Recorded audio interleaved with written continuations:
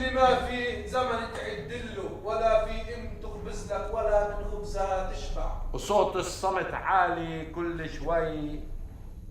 ودمع رجال غالي، لكن لو نزل تدرونا شو معناه.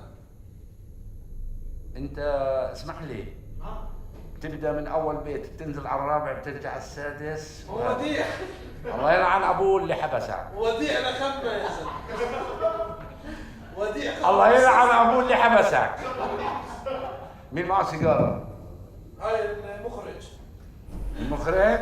ابو عطار هاي تعين السكاير. قلنا المخصصه سهيل. شكت.